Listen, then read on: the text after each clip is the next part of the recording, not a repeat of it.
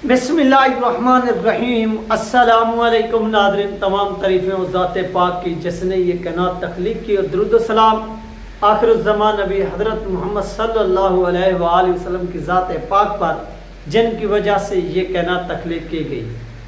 नाज़रीन, आज की वीडियो में हम बात करेंगे जो कराची के अंदर एक बहुत बड़ी ख़त्म नबूवत कॉन्फ्रेंस होने जा रही है। इस हवाले से जो दावतनामे वो बन चुके हैं और उस दावतनामे की जो शेप है वो आप यहाँ पर स्क्रीन पर भी मुलाहिदा फरमा सकते हैं, देख सकते हैं।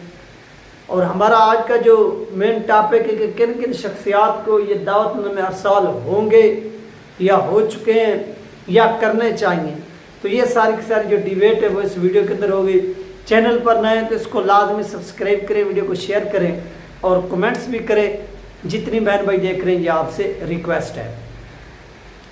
सबसे पहली और इम्पॉर्टेंट बात नाज़रीन कि ये दावतनामा जो आप स्क्रीन पर भी नज़र आ रहा होगा, ये इस वक्त बन चुका है, इसकी शेप सामने आ चुकी है। और ये पाकिस्तान के बिलखसूस जो सिंध में ताल्लुक़ रखते हैं और बिलखसूस जिनका ताल्लुक़ कराची से है, उनको ये दावतनामे क्या है अरसाल किए जा रहे हैं, भेजे जा रहे हैं कि वो इस फ़कीदुल मिसाल कॉन्फ्रेंस में शिरकत फरमा कर सवाब दरैन भी हासिल करे और ख़ुद को ख़त्म नबूवत का सिपाही भी क्या करें, साबित करें। क्योंकि ये कॉन्फ्रेंस किसी ज़ाती मकासद के लिए, किसी ज़ाती अज़ाइम के लिए नहीं हो रही, बल्कि ये ख़त्म नबूवत के मामले पर हो रही है। और मसूद हुसैन साहब ने जो अपना एक ऐलान किया था 14 अगस्त को, इस हवाले से अब कराची के अंदर सबसे बड़ा होल्ड किसका है? आपको मालूम है कि नाज़रीन, कराची के अंदर सबसे बड़ा जो होल्ड है वो जरदारी और MQM का है। ये दोनों एस्टेब्लिशमेंट के पालतू हैं और एस्टेब्लिशमेंट ने इनको हमेशा यूज़ किया है और ये एस्टेब्लिशमेंट के मोहरे रहे हैं। और इस जरदारी को तो लाजमी भेजना चाहिए क्योंकि जरदारी का ताल्लुक सिंध से है और कराची के अंदर इनका ऐसा समझे कि एक बहुत बड़ा होल्ड है।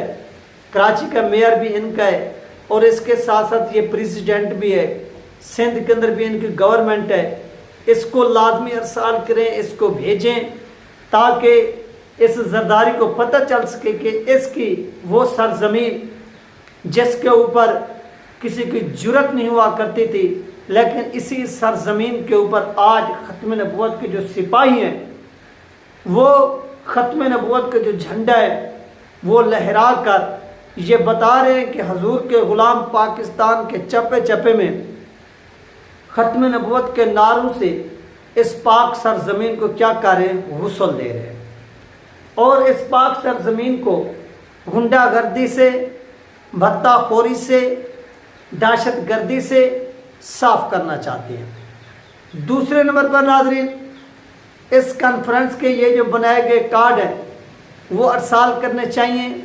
जो दूसरी कराची की सबसे बड़ी ताकत कहलाती है MQM, और वो MQM जिससे मजहबी यानी पूरा कराची के अंदर जो मजहबी ताकत का होल्ड था उसको तोड़ने के लिए पाकिस्तान का एक डिक्टेटरशिप आया, जिसने मज़हब के नाम पर, जिसने इस्लाम के नाम पर, जिसने निज़ाम मुस्तफ़ा के नाम पर कौम को लॉलीपॉप दिया, कौम को लूटता रहा, कौम को बेवकूफ़ बनाता रहा। ज़ियाउल हक जिसने ये MQM क्रिएट की, उनको भेजना चाहिए। अब थोड़ी सी MQM के बारे में भी हम बात करते हैं, फिर बताते हैं कि MQM का भी आना इसमें लाजमी है। नाज़रीन, जैसा कि आप जानते हैं कि ये जो MQM है इसे पाकिस्तान के डिक्टेटर ज़ियाउल हक ने क्रिएट किया, बनाया। उस वक्त की जो जमीयत उलमा एक बहुत बड़ी जमात, पाकिस्तान की पॉलिटिकल और मजहबी एक जमात थी, उसको तोड़ने के लिए लासानियत की बुनियाद पर इसको क्रिएट किया। फिर 90 की दिहाई में पाकिस्तान की एस्टेब्लिशमेंट ने इसी MQM को तोड़ने का ऐलान किया। फिर इसके बाद परवेज़ मुशर्रफ का दौर शुरू होता है और यही परवेज़ मुशर्रफ दोबारा इसी MQM को जोड़ता है और ये MQM कराची की एक मरतबा फिर बहुत बड़ी स्टेक होल्डर बन जाती है और इसके बाद दोबारा जनरल कमर जावेद बाजवा का दौर शुरू होता है और बाजवा इस MQM को अगेन तोड़ते हैं। तोड़ते कैसे हैं? वो इसके नाज़रीन टुकड़े टुकड़े कर देते हैं। एक MQM पाकिस्तान बन गई, एक MQM लंदन बन गई, एक पाक सरजमीन पार्टी बन गई। इनको तोड़ा गया, इनको वीक किया गया ताकि ये मजीद जो है ना वो वीक हो जाए, कमज़ोर हो जाए। और इस तरह कराची के अंदर जो बदअमनी फैल रही है, जो दहशत गर्दी बढ़ रही है, उसके ऊपर कंट्रोल किया जा सके। और इसमें वो काफ़ी हद तक सक्सेसफुल रहे, कामयाब रहे, क्योंकि MQM जो लंदन थी और उसके जो पैरोकार थे या उसके जो सहूलतकार थे, वो जो हकीकी तौर पर जुड़े हुए थे अल्ताफ़ के साथ, उन लोगों ने गद्दारी नहीं की, बल्कि वो लंदन में और इधर उधर शिफ्ट हो गए और इस MQM पाकिस्तान का बाइकाट किया। बाकी जो मोहरे थे एस्टेब्लिशमेंट के और पाकिस्तान के अंदर MQM के नाम पर दौलत कमाना चाहते थे, तो उन मोहरों ने ये डिसीजन किया कि हमने एस्टेब्लिशमेंट के साथ वफादारी करनी है। तो ये यहाँ पर है। फिर कुछ और जो मोहरे थे उस MQM के अल्ताफ़ हुसैन के, वो पाक सरजमीन पार्टी में चले गए और पाक सरजमीन पार्टी के अंदर रहकर इस तरह से इस MQM को डिवाइड किया गया, कमज़ोर किया गया, वीक किया गया। और वीक करके दिखाया गया और बताया गया कि पाकिस्तान के अंदर जो असली ताकत है वो हम हैं। ये पाकिस्तान की एस्टेब्लिशमेंट ने मैसेज दिया और कराची के अंदर ये क्रेडिट जाता है कि इन लोगों ने अमन को कायम करके दिखाया। इसमें किसी को कोई डाउट नहीं इसमें। इसके बाद नाज़रीन, इसी MQM को जब हमारे दूसरे हाफिज साहब आते हैं जो आप भी मौजूद हैं, उन्होंने अगेन MQM को जोड़ दिया, यानी वो पाक सरजमीन पार्टी दोबारा इसी MQM में क्या हो गई, जम हो गई और इसको स्ट्रांग कर दिया गया। और इस मौजूदा इलेक्शन में 2018 के इलेक्शन में ओनली 5 सीटें इसी MQM की थी और फिर 2024 के इलेक्शन में इसी MQM को कराची की सबसे बड़ी ताकत शो करके कौम को दिखाया गया और इनको 18 नशिस्तें इस नेशनल असम्बली की दे दी गई।